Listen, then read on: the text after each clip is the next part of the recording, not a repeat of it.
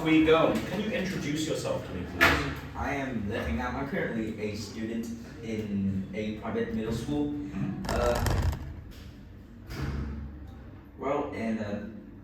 I hopefully I will perform well in this test. I hope so too. So we're going to talk about languages. What languages do you speak other than Vietnamese? English and Vietnamese. I learned English around 10 years ago since I was 3, I guess. I've interacted with the language. I've interacted with the language since I was 3 and officially learned the language in a center since I was 5. Okay. In Vietnamese, it's the country's official and first language, also my mother tongue too, so I'm supposed to learn Vietnamese. Okay. We've covered how did you learn English. I'll ask you a slightly different question. Do you think learning English is popular in Vietnam? I think so because there is a lot of English centers that's opened around. Like for example, Văn Quan, we have CEC, the center that I'm currently learning, ironically, and a few more too. I don't really want to list it. Yeah, of course. Do you think? Let me change the question. Why do you think English is so popular in Vietnam? Possibly because people wanted to get more opportunities when they get a job. Mostly the people I know speak English because they wanted to find a job easier, get more opportunities, and also people I know wanted to study abroad. Yeah. And then I'll ask you one more here then. Do you think English is an easy language or a difficult language for a Vietnamese person to learn? I think it actually depends whether you start. If you start early, you know English when you were like a kid or something, yeah, it's easier to actually learn English. But when you grew up as an adult learning English is really, really hard as well. You speak Vietnamese.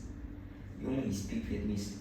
Why do you think? Do you think it's because the languages are too different, or do you think that It's way too different. The pronunciation, the expression, and all how to express your words and all that stuff. It's really hard. And even though I learned English for a really long time, I think that the grammar and the vocabulary is way too hard to master. Out of interest, do you think Vietnamese has simpler or the same level of complexity to English grammar? Well, I would say that it has the same complexity as the English grammar, of course, because I've met struggles. I have struggled a lot with learning Vietnameme. Okay, nice. We'll move on then to speaking part 2. So before you start writing anything down, I'm just going to set up my timer. So you're going to have 1 minute from the time I finish speaking, okay? So describe an important decision that you made. I want you to tell me what the decision was, how you decided to make this decision, and what the results of the decision were, and finally, why was it important? So your minute starts now. Off you go.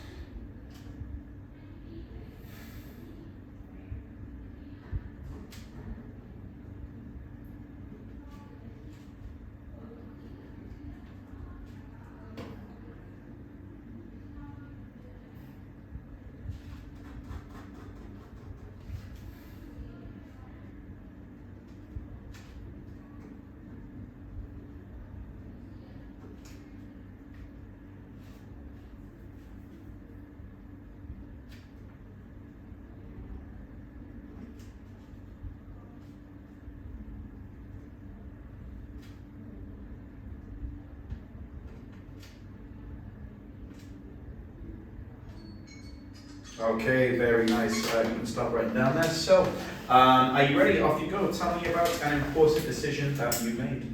Well, yeah, one of the most crucial decisions I've made throughout like my entire life, for now exactly, is going to a gifted middle school, my private school, as in my private school.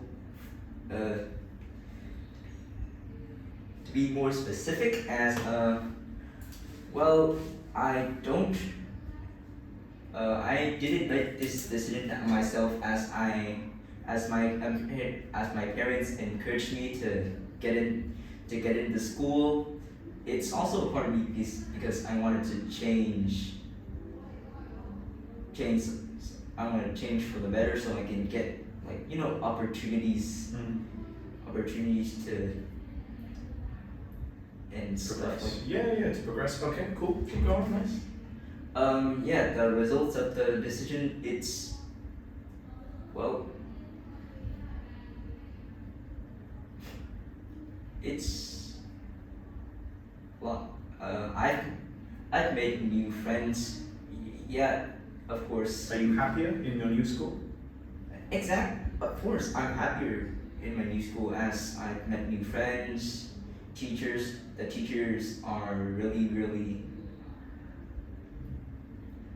They're really supportive. okay. Nice, cool. All right then, we'll move on from this then. Let's move on to part 3 then. So we're talking about influences on the young. What type of people influence young people in Vietnam? There are some, mostly the influencers that. You got. I'm listening. Yeah, you got. Mostly the influencers. Yeah. That kind of just influence the young in my country are usually YouTubers, like content creators, for example. Nowadays, one of the most currently now the young in Vietnam is currently trying to practice calisthenics, because It's trendy to do this. it's trendy, and also I think it's a good idea to do that because you can train your physical strength and also be healthier. Yeah, I agree. Do you think these influences, as in the social media influences, do you think they're a positive or a negative? Well, it actually depends. The influencers that make really influential and good content, in my opinion, is gymnastics commentary. Yeah. Usually talk about the situations in globally and nationally, and also there's the ones that trying to entertain people and trying to bring life lessons to their audiences. But there's a group of people who just do really cringy content that doesn't really. We sometimes call this clickbait. It's just to get people to watch it, but it has no positive message. Yeah. Okay. And then the final question I'll ask you here. Do you think that the government and the education system has an influence on young people's behavior? It's kind of an interesting question. Let me think.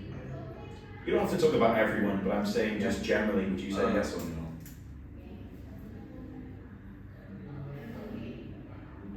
Well, a part of it, yes, as we have to study laws, not really in college, we have to study about the laws that we have to obey every day,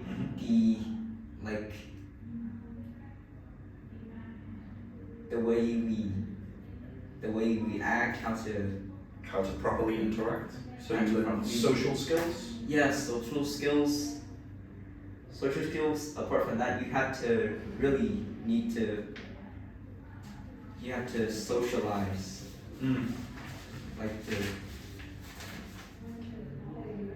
I understand. No, it's okay. Right, we'll finish the test up there. Good job. Well done. I'm sure it will.